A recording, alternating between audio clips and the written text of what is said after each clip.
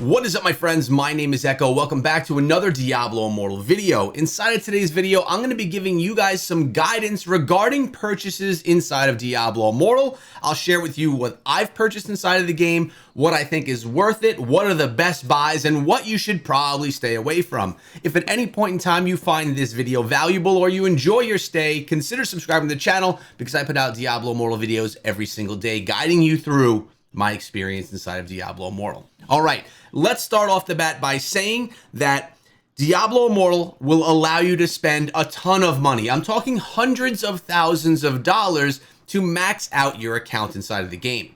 If you're someone that is going to be a Kraken, that is someone that's going to spend the max amount of money to be the strongest in the server. A Whale is someone that's going to spend a ton of money to be competitive and to try and push the top of the leaderboards. Mid spenders are going to be spending a couple of $100s per month.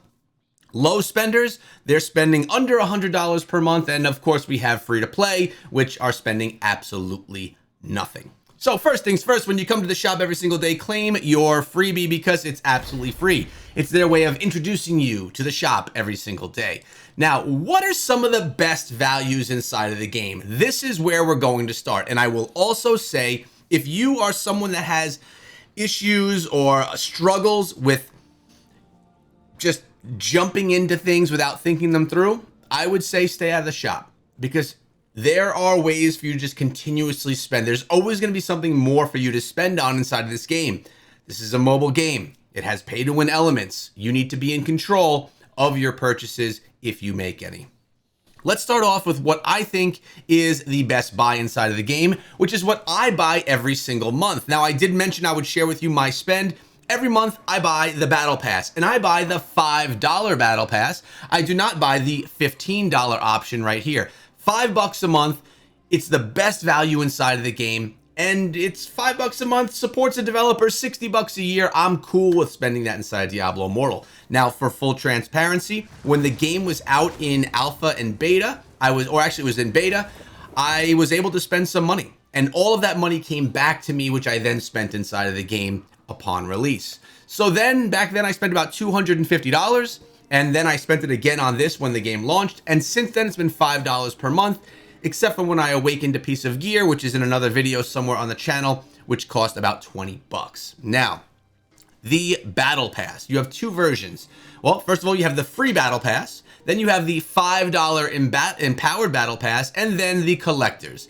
The Collector's Battle Pass is going to give you some additional things like a portal cosmetic. You're going to get a frame for around your avatar. You will get 10 extra levels, and you will get these Battle Archive coins, which are going to allow you to get skins on all classes or any other classes that you choose. There's a shop that you can choose what you want to purchase from. You only get these coins if you buy the $15 Battle Pass. In my opinion, not worth it. In the regular Battle Pass, I get the weapon cosmetic and I get the full cosmetic. This is for one class. It does not give you anything on another class, only the class that you claim it and grab it on. Let's actually take another look right here. I'm going to just give you a look at the Battle Pass so you can see what it looks like. As you can see, there are 40 tiers of Battle Pass. The top tier, everything in the top row is absolutely free. You get all of it for nothing. That does not include the cosmetics. Now, the cosmetic is the final thing that you unlock. The weapon cosmetic is the first thing that you unlock. There are legendary gems along the way, and there are hilts that you could spend along the way, crests, gems, and a whole bunch of goodies. This kind of motivates me to play. It's rewards that I get along the way that, in my opinion, offer good value and are worth the $5 a month. If you want to spend and be a very light spender, Battle Pass is the #1 way to go. Now, what other things are good to spend on? Every single time you unlock a new dungeon inside of the game, and this is for very new players, you just started playing, you haven't even reached max level yet, you'll get a new pop-up deal. These deals are typically 400, 500, 600 times value. They're very much worth it if you want to spend. If you don't want to spend, stay away from them. But if you want to, they're probably one of the next best ways for you to pick up things inside of the game. What are things? Well, you have things like this right here. These are your orbs. These are what are the premium currency inside of the game. Legendary crests. These are not eternal, and I will tell you the difference in a minute. rare crests and aspirant keys for upgrades throughout the game. These deals will essentially never end. There's always opportunities for you to get into different types of deals right here. You could click on them and see what you get. Rare, legendary crests, orbs, things like that. Just so you know, these orbs right here, they are the premium currency. It's how you do stuff inside of the game with real money. There are certain things that you could only do with orbs, like purchase cosmetics. And as you can see right here, cosmetics are with orbs. This means you have to use real money to buy cosmetics. By the way, this cosmetic is pretty darn incredible. Now, it's worth noting the cosmetics are class bound. This means you can only get them on the class that you buy them on for the most part. There are some opportunities inside of the game to get some that are not class bound, but those do not cost 1,000 orbs. Those cost more like $170 to get skins that are on all of your classes. I don't buy those.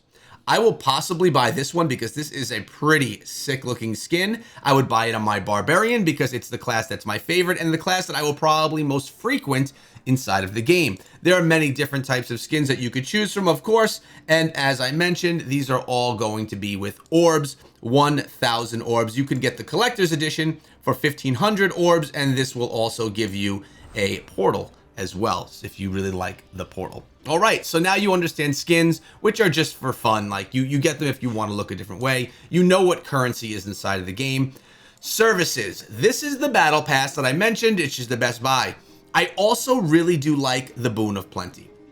The Boon of Plenty is $10 per month. What you're getting from this are 600 orbs. Now, what's the value of 600 orbs? Let's look over at currency right here. 600 orbs is a $10 value. It's right there, 10 bucks for 600 orbs. Plus you get 50 for free. So if I go back to services and look at Boon of Plenty, all right, I'm getting my value right here, and then I'm unlocking 2 legendary gems. We're getting 4 legendary crests, 30 rare crests, and 30 of these tourmaline gems, which increase your power. It also gives you inventory expansion, remote market access, market trading slots, and extra stash space. Essentially, you'd be getting this if you're looking to pick up orbs, because then you get all this bonus stuff for free. Now, if we take a look right here, this is a legendary crest. Notice it's a red legendary crest. We also have crests over here.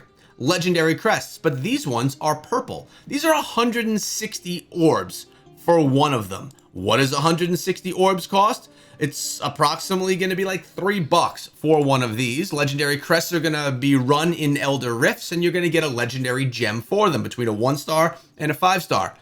Most likely a 1-star. Now, it's important that you know these purple eternal legendary crests, whatever you get from them, you can sell in the shop, and you can get platinum for selling them.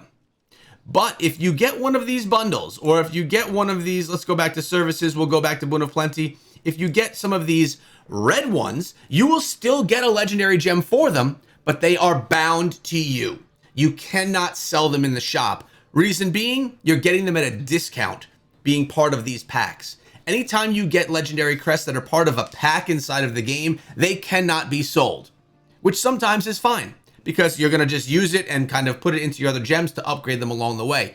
But if you get a 5 out of 5-star legendary gem with a purple legendary crest, man, you could sell that thing for like 400 to 500,000 platinum and buy things you may want from the shop. Whereas if it's a red one and it's a 5 out of 5-star legendary gem, I mean, you'll use it because it's so high level, but it may not be a gem that you want, and you may have to even use it as food, which is only, I believe, 32 gem dust for doing it, which is not much value at all. So that's the difference between the purple and the red legendary crest. It's important that you know that, but I do like the Boon of Plenty. You're getting some good value here. Then we have Prodigy's Path. As you can see, I have unlocked Prodigy's Path, and I paid for the first round of it. This one is a 400% value. Then we got this one, but we did not pay. Notice I'm getting the free stuff on the left-hand side. I did not unlock anything on the right-hand side. This is $20. It would take me, and I'd get these rewards from Paragon level 320 all the way to Paragon 470. That's 150 levels of Paragon getting paid off every 10 levels of Paragon. Now you get the enigmatic dust, you get the legendary item. These are things that you use for your upgrades, and you have that no matter what. This is all for free. But you would get a legendary crest and 40 aspirant keys every single time. This is 1, 2, how many is this? We went from 320 to 400, that's 150. So that's 15 legendary crests, which if we looked at the value of them, oh, actually, I take that back because there's some orbs in here as well. So this is actually some really good value. The problem is, if we take a look right here and I move myself, it's a $20 price tag for this one, which is quite a bit more expensive than some of the other things. It still does, though, offer some good value. But then you're like, okay, you get to Paragon level 300 and, what is it, 470, then what? Well, then it's Prodigy's Path 3, which is going to take you further down, getting similar type rewards along the way, all the way up to 680. Now, I'm Paragon 700 and change already, which means there's going to be another Prodigy's Path 4, and each one of these 15 levels of upgrade or 15 levels of reward are going to be about 20 bucks.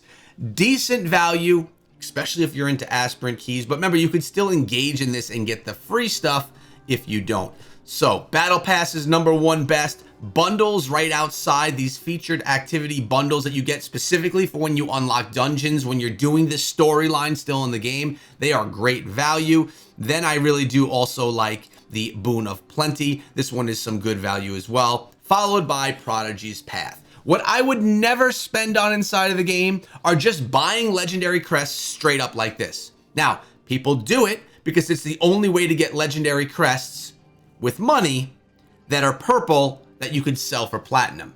There are ways to gain legendary crests inside of the game, eternal legendary crests as well, where you can get them for free from grinding the game, which give you the chance of getting legendary gems that you can then sell for platinum, which is very nice. You could probably get 1, maybe 2 of these per week, which means every single month you'll have 6 to 8 eternal legendary crests that you could potentially sell for some good platinum if you get something that you don't want and if you want to sell it. Now, of course, we can get the regular legendary crests, the red ones as well, but this is nice that we have the opportunity to get something that we have full value with and we could sell. But I would really never buy these.